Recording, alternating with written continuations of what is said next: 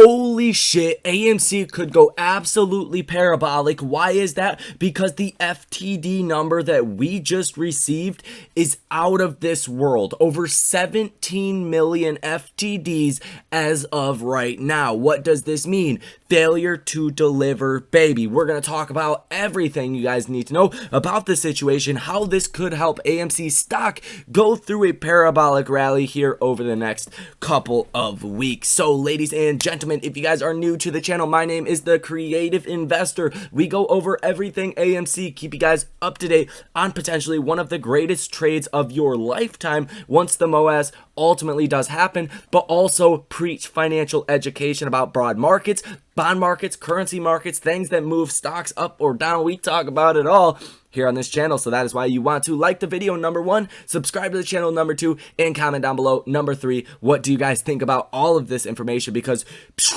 mine is absolutely blown once you see these FTD numbers. So let's get straight into it. Congratulations. I just want to say that and remind you guys that this has been the worst stock market in over 50 years. So if you are still here, well, congratulations. Hopefully things start to look up a little bit more, and this FTD situation should have you very, very excited. So getting straight into it, if you guys are unfamiliar what a FTD means, it stands for failure to deliver. An FTD refers to not being able to meet one's trading obligations. In the case of buyers, it means not having the cash. In the case of sellers, it means not having the goods. And usually FTDs have come down to the seller side, right? Naked shorts. This is one of the only ways to see how many naked shorts there are, and a lot of the FTDs actually happen in the options market when hedge funds or market makers go out and short stock without actually owning that stock, and then they have to deliver that stock. Well, there's a problem because the shares simply don't exist. That is why we've seen failure to deliver rates go crazy during the June rally as well as the January rally with GameStop, AMC, and usually FTDs correlate with big rallies, but what we have seen over the last 2 years or so is FTDs can usually forecast a big rally that is to come because failure to delivers have to be closed out. Now, there is a T plus 35 rule, which means that from the date FTDs get logged, hedge funds, market makers, whoever is obligated to return these shares that has the FTD position, they have 35 days to return those shares as long as it is not a financing problem, as long as it is only a technical problem. Like there was an actual, hard availability to get these shares, which in the case of high volume stocks, something such as AMC that trades in between 25 and 100 million shares every day, it should not happen. So yes, it is an indication of naked shorts that get exposed to a certain degree that have to be bought back. That's the long story short. That is the 101 version of all of this. Now, if we go ahead and take a look at the FTDs, this is pulled out to the all-time chart. You could see what happened January 1st, 2021. Well, at failure to delivers, what was that? 71.75 million. What happened by January 28th? Well, the stock went through a parabolic rally. It went up 10x. It went from $2 to 20, right? What happened during June? Well, the FTDs were spiking ever since they went down to the lows around here February 1st. After the rally, they started to increase again until that June rally marked on June 1st. The FTDs was at 46.5 million. Now, the FTDs ever since then were falling. They started to go up a little bit. They came back down a little bit. We usually sat around 2 million FTDs, and this is on a monthly basis. Well, look at what we see right now. It's been going up a little bit from 3 million to 6 million, down to 4 million, back up to 5.55 million. Now we are at 35.07 million FTDs for the month. But if we pull this up to the 1 year chart, and look right here, just over the last week, we have seen 17.25 million FTDs. What have we also seen during this time frame with AMC stock?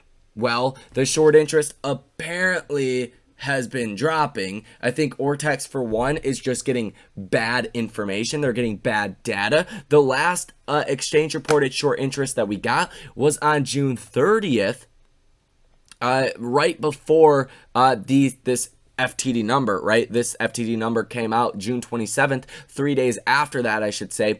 We had a 19.67% short interest, close to about 20%. So I would imagine the short interest is still in that range, but you have seen a lot of shares out on loan that have been returned. So in the sense of FTDs as well, if shares are being returned that were out on loan, there is shares that are out there that could be bought and returned and get these FTD numbers down. But that is not happening. Why is that not happening? Well, I think personally, the market makers have said, hey, given the market conditions, given the market environment, we don't expect AMC to do well. We expect AMC to continue to fall. So if we naked short this stock, we can get away with it for an extended period of time. As we know, the Fed's probably not going to stop raising rates. Market conditions might take a little bit of time to get back to normal.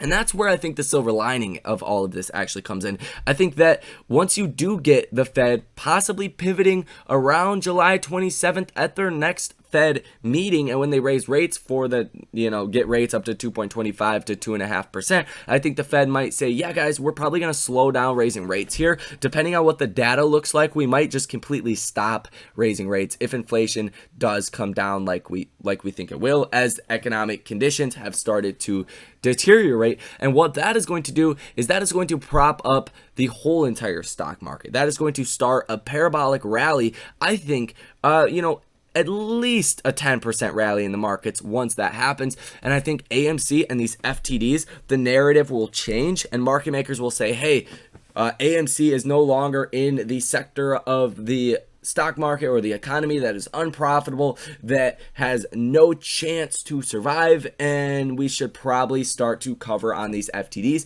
as well as potentially start to cover on some of our short positions.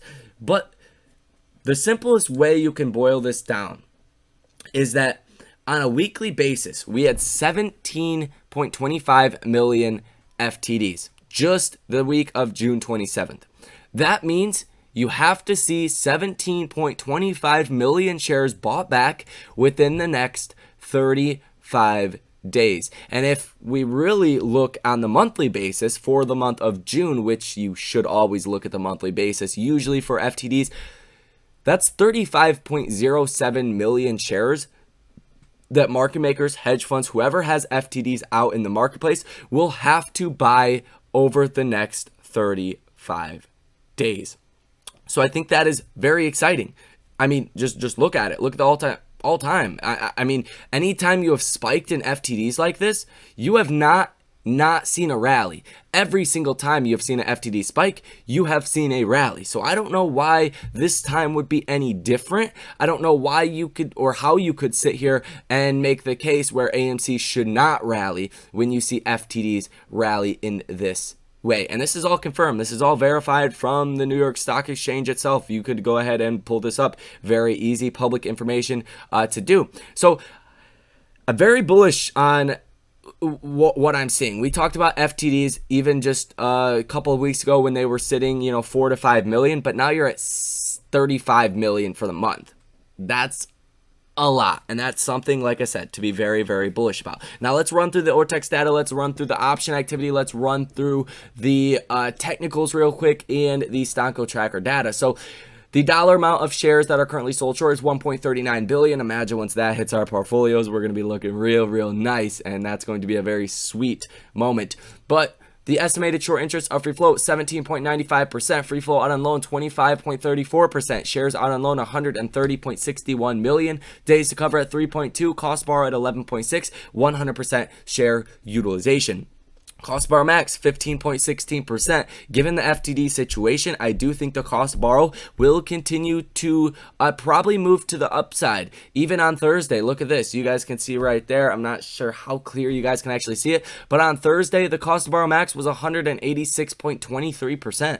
Absolutely just went nuts at one point, and we actually covered that in a video, so that's why you want to subscribe to the channel as well. And I do expect to see a cost borrow rate in between 40 and 200% given the FTDs, given the potential move that we could see. Because as you guys do know, cost to borrow max implies how big a future move could be. Usually when you have a short squeeze candidate like a Redfin, like a GameStop, or any other stock, before it rallies, you tend to see one, the FTD spike, which we already talked about, but also the cost to borrow max that does spike as well. So it's not a huge surprise when you see all of this data and the stock ultimately does rally. So I think this upcoming week will be important for the cost to borrow max. Cost to borrow average is sitting at 10.8%, cost to borrow minimum at 8.93%. And if we look at the option activity on Friday, it was very, very bullish. You did have some call options coming through during the last 20 minutes of trading on Friday. All in all, worth about $290,000 that came in during the last 20 minutes. I think that's a pretty clear sign that we might see some bullish activity in this next upcoming week. Now, if we look at the Stonko tracker data, we could see a lot of options expired last Friday, about 500,000 calls that were out of the money, 67,000 calls that were in the money, and about 66,000 puts that were in the money as well. For this upcoming week, you have 17,000 calls that are in the money, 56,000 calls that are currently out of the money, and about 4,200 puts that are currently in the money. Now, given the FTDs and 35 million for the last month, I don't think it really matters all too much what is currently held on the option chain, given the cheap premiums and the break evens that will be pretty close to the money, say 5-10% for a $50 option. You could see a pretty explosive move to the upside with FTDs as well as with short-term option trades.